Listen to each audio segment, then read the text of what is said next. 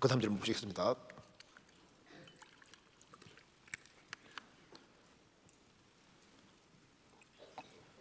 이거 읽읍시다. 29장 25절. 그 다음 제가 읽겠습니다. 영화, 드라마, 스포츠 영상이나 유튜브, SNS, 인스타그램, 페이스북 등 탐구 등을 어떤 형제 자매님들은 죄라고 하고 어떤 분들은 또 그게 무슨 죄냐고 하기도 합니다. 그런데 저도 항상 하다 보면 시간이 낭비되기도 하고 마음도 안 좋아지는 것 같기도 하는데 마음도 안 좋아지는 것 같기도 하는 것 같다는 생각도 듭니다. 말이 어려워요.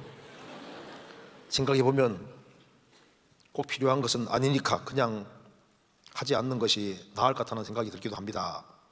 이런 것들에 대한 죄의 기준은 어떤 것이고 어떻게 사용하는 것이 바른 모습일까요? 그 좀 좋은 질문이지 않습니까? 여기에 영화, 드라마, 스포츠 영상이나 유튜브, SNS, 탐구 등을 어떤 형제자매들은 죄라고도 하고 어떤 분들은 그게 무슨 죄냐고 하기도 합니다. 이렇게 말했는데 경우에 따라서 죄가 될 수도 있고 안 될 수도 있는 겁니다. 그렇잖아요.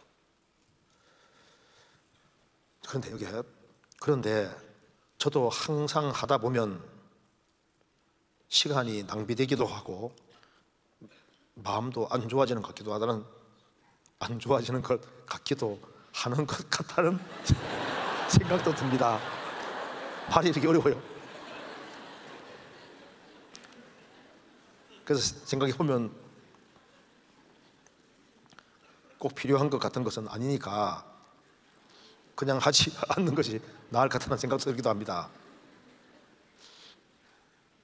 그래서 이제 이런 것에 대한 죄의 기준이 어떻게 되느냐 하는 질문입니다. 자, 이거 한번 봅시다.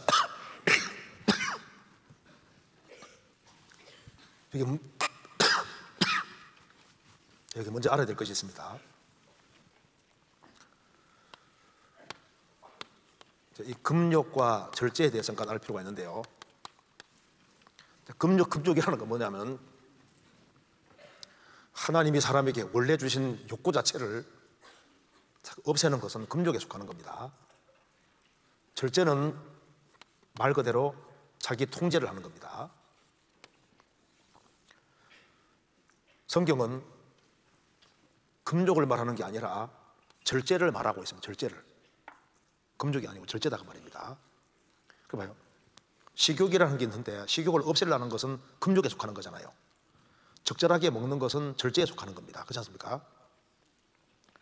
하나님이 사람에게 기본 욕구라는 걸 주셨는데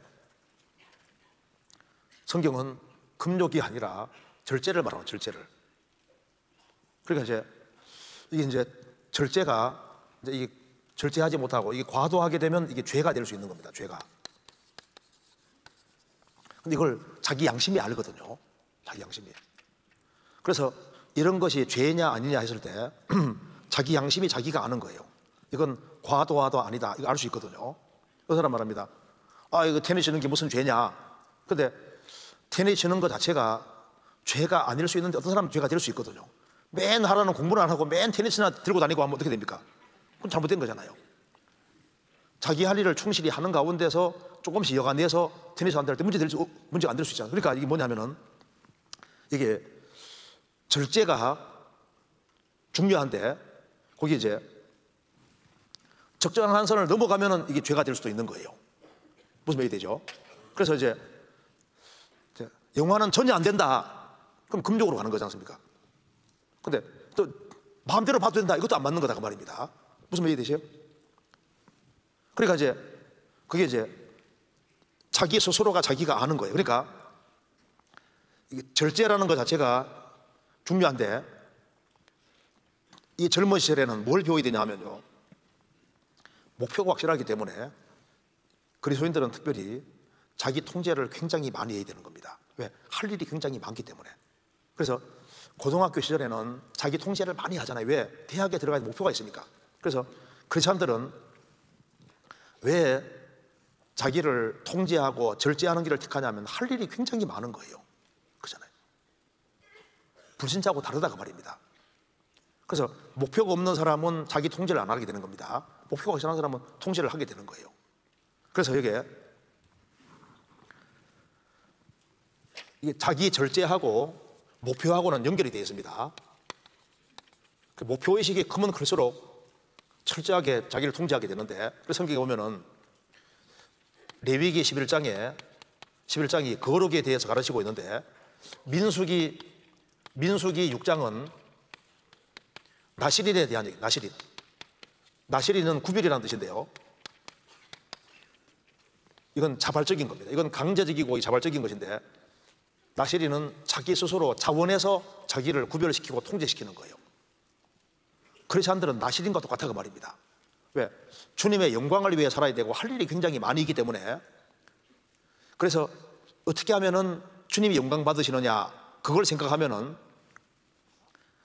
하고 싶은 것이 있지만은 그래도 주님의 영광을 위해서 자기를 통제하는 길을 택하고, 그리고 주님 영광을 위해서 통제하는 길을 택한 사람은 하나님이 이 모든 걸 뭐로 갚아주냐면은 영원한 축복과 상으로 갚아주시는 겁니다. 그래서 여기에 이 질문 내용 속에 이제 저도 항상 하다 보면 시간이 낭비된다, 그렇죠?